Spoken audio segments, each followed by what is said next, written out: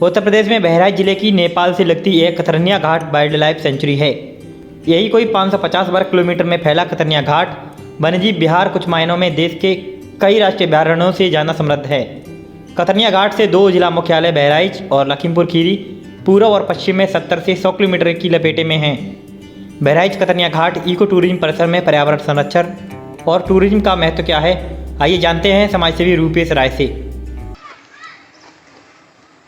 मैं दस्तक 24 से जिला चीफ ब्यूरो अनिल कुमार मौर्य।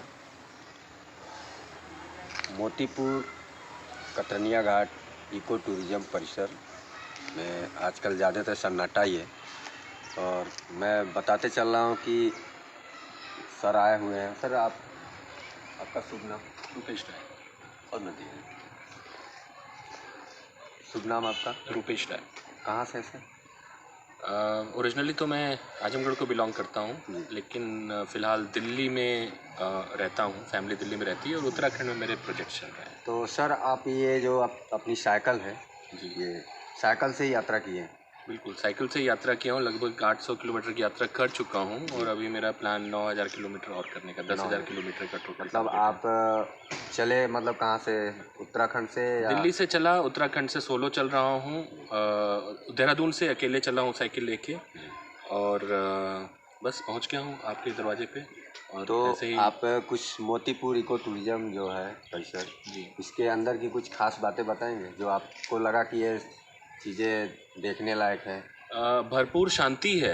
एक एक एक एक जो है एक ख़ास प्रकार की शांति है, जिसको यहाँ पे टूरिस्ट आके यहाँ पे उसको 2 दिन 3 दिन सिर्फ यहाँ टाइगर देखने के चक्कर में ना आके इस जगह को अपने परिवार के साथ अपना संबंध प्रगाढ़ करने में, अपने दोस्तों के साथ संबंध प्रगाढ़ करने में, किताबें पढ़ने के लिए और कुछ चित्रकारी करने के लिए कुछ इस तरीके के टूरिस्ट आने चाहिए, जो कि सिर्फ टाइगर के को देखने के लिए ना आके प्रकृति प्रेमियों का यहाँ पे आना ज़्यादा ज़रूरी है। ज़रूरी नहीं कि हर टाइगर प्रेमी प्रकृति प्रेमी ही हो, लेकिन हर प्रकृति प्रेमी हर प्रकृति की उस चीज़ से प्यार करता है जो कि इस जंगल में पाई जाती है।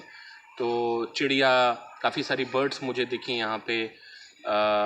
बंदरों की एक समस्या है जिससे कुछ न कुछ निजात पाने के लिए करना पड़ेगा, क्योंकि इतने ज़्यादा बंदर किसी जगह होना ठीक नहीं है और इनकी जिस तरह से जनसंख्या बहुत तेज़ी से मल्टीप्लाई हो रही है। बाकी तो कतरनिया घाट के जो कुछ हिस्से आतिश में साइकिल से मैंने अनुभव किए, दुधवा और कतरनिया घाट दोनों, ये अपने आप में एक बहुत ही यूनिक, एक बहुत ही ख़ास तरीके का इकोसिस्टम है, जिसमें ग्रासलैंड भी प्रचुर मात्रा में है, वुडलैंड भी प्रचुर मात्रा में है और आपका जो वेटलैंड है वो भी प्रचुर मात्रा में है। तो ये वेटलैंड, ग्रासलैंड, वुडलैंड, इन तीनों का जो एक सम्मिश्रण है, ये इतना यूनिक मिक्स कहीं फ़िलहाल तो मैंने अपने लिमिटेड एक्सपोजर में नहीं देखा हिंदुस्तान में और कहीं पे। तो ये एक बहुत ख़ास बात है। इस चीज़ को संरक्षित किया जाना चाहिए और इसी चीज़ को प्रमोट किया जाना चाहिए कि तीनों तरीके की चीज़ें आप जो है एक ही वाइल्ड लाइफ सेंचुरी में या एक ही नेशनल पार्क में तीनों अनुभव आपको हो जाते हैं। पर कुछ टूरिस्ट लोगों का कहना है कि आने के बाद मुझे कुछ दिखाई नहीं देता। तो ऐसे टूरिस्ट लोगों के बीच में इन जगहों को नहीं प्रमोट किया जाना चाहिए, क्योंकि मैं बार बार यही कह रहा हूँ कि जो टाइगर कितने बचे हैं, लिमिटेड बचे हुए हैं, और टाइगर जो है भले आप उसको ना देख रहे हो, वो आपको देख रहा होता है। तो प्रमोट इसको इस तरह से किया ही नहीं जाना चाहिए कि आप यहाँ पे टाइगर देखने आइए। आप यहाँ पे प्रकृति की गोद में प्रकृति का आनंद लेने आइए। यहाँ पे आने वाले टूरिस्ट को, जैसे उत्तराखंड में और मध्य प्रदेश में और नॉर्थ ईस्ट में, नेपाल में कई जगह होता है कि लोग जाते तो है वाइल्ड लाइफ रिजर्व में, लेकिन वहाँ पे जाके वहाँ के ग्रामीण जनजीवन का भी उनको अनुभव लेते हैं। ग्रामीणों के यहाँ गांव में जाते हैं, विलेज वॉकिंग टूर पे जाते हैं और वहाँ उनका खान पान, सभ्यता, संस्कृति, रहन सहन समझते हैं।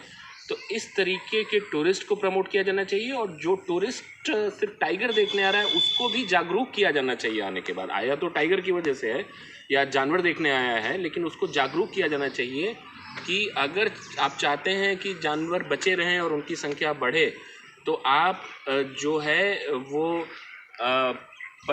दूसरे पक्षी देखिए, कीड़े देखिए, तितलियां देखिए, आप अलग अलग प्रकार की वनस्पतियां देखिए, तो इसका एक बहुत बड़ा कारण ये है कि पूरी तरह से जो सोच है वो इसी पे निर्भर है कि हमको टाइगर टूरिज्म करना है, और पूरा मानसिकता, पूरा ट्रेनिंग ओरिएंटेशन उसी तरीके से होता है।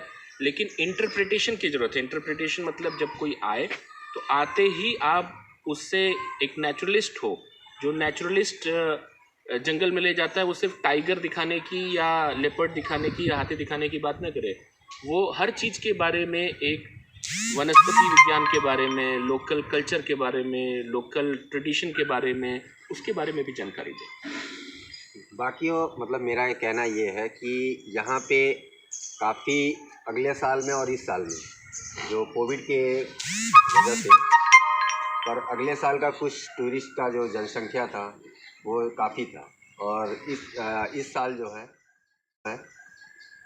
कोविड ख़त्म होने के बाद भी अभी यहाँ के टूरिस्ट का जनसंख्या जो है बहुत ही मतलब 100 में 10% और 90% गायब है। इसका क्या कारण है? इसका एक कारण तो ये है कि जो अब टूरिज़्म हो रहा है, मोस्टली लोग ज़्यादा दूर नहीं जा रहे हैं, आसपास की डिस्टेंस जहाँ ड्राइविंग से जा सकते हैं जा रहे हैं। और अभी पूरी तरह से कोविड की वजह से तो यही नहीं, पूरी दुनिया का टूरिज़्म ख़त्म हो गया। जो जहाँ पे जो टूरिज़्म में जो कंट्रीज़ में सबसे ज़्यादा लोग जाते थे वहाँ पे भी कोई नहीं जा रहे हैं। तो ये तो एक वैश्विक महामारी थी जिसका असर पड़ना था, और शायद उसकी वजह से मैं बोलता हूँ कि ये पशु पक्षियों को और जीव जंतुओं को सांस लेने का समय मिला होगा, प्रकृति को फिर से हरा भरा होने का समय मिला होगा। तो एक शायद ये भगवान की मर्जी थी कि एक आदमी अपने जो स्पीड में भागा जा रहा है, एक ब्रेक लगे। रही बात कोविड ख़त्म होने के बाद टूरिस्ट आने की, तो उसमें थोड़ा सा समय ज़रूर लगेगा, लेकिन टूरिज़्म आएगा, और अब नियंत्रित तरीके से टूरिज़्म आएगा। विदेशी टूरिस्ट हालांकि मुझे नहीं लगता यहाँ ज़्यादा आते होंगे, लेकिन विदेशी टूरिस्ट आने में अभी लगभग 1 साल का समय लगेगा। लेकिन जो आपकी दूसरी फीडर मार्केट हैं, लखनऊ, कानपुर वगैरह से जहाँ से लोग आते हैं, वो लोग मुझे लगता है कि अगले 1 महीने के अंदर अंदर आना शुरू कर देंगे, और नए साल से जो आपका, आप मान के चलिए कि आपका फिर से वापस पिकअप कर जाएगा। धन्यवाद। मैं दस्तक 24 से जिला चीफ ब्यूरो अनिल कुमार मौर्य। मैं अपने चैनल के माध्यम से हर दिन और हर प्रकार के जीव जंतु और प्राकृतिक और नेचर चीज़ें दिखाता रहूँगा, और मेरे चैनल को ज़्यादा से ज़्यादा सब्सक्राइब और लाइक करते रहें। बताते चले कि समाज सेवी रूपेश राय को 9000 किलोमीटर की यात्रा साइकिल के द्वारा 2022 मार्च तक पूर्ण करनी है। रूपेश राय मूल निवासी आजमगढ़ जनपद के हैं। आपने लखनऊ के सैनिक स्कूल से शिक्षा प्राप्त की और तभी से अभी तक अपने घर नहीं गए। उन्हें पर्यावरण, जीव जंतु बहुत ही प्रिय हैं। कतरनिया घाट सेंचुरी में बाघ, तेंदुए, हिरन, हाथी, चीतल, बारहसिंगा और अन्य दुर्लभ वन्यजीव विहार करते हैं। जैव विविधता एवं बाघों के संरक्षण के लिए वर्ष 2003 में इस वन्यजीव अभयारण्य को टाइगर प्रोजेक्ट के रूप में सम्मिलित किया गया है।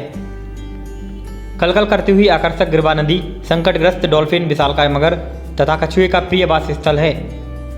बाघों की दहाड़ से थर्राए वनों की वृक्षों की शाखाओं पर आराम करते तेंदुए, कुलाचे भरते चीतल तथा लंबे तुतून से वन भूमि खोदते जंगली सुअर, वृक्ष की डालों से झूलते बंदरों व लंगूरों का अवलोकन नैसर्गिक अनुभूतियों में से एक है। वन्यजीवों की प्रचुरता को संरक्षित करने के उद्देश्य से उत्तर प्रदेश सरकार ने इस प्रभाग को 6 प्रखंडों में बांटा है, जिसमें 4 प्रखंड कतरनिया, निशानागारा, मूर्तिया, भरथापुर, इनको वन्यजीव प्राक्षण के तहत कोर जोन तथा शेष 2 प्रखंडों को मोतीपुर और ककरहा को बफर जोन घोषित किया गया है। अगर आप वन्यजीव और पर्यावरण प्रेमी हैं तो एक बार बहराइच जनपद के कतरनिया घाट जरूर आएं। आप देख रहे थे बहराइच से अनिल मौर्य की रिपोर्ट।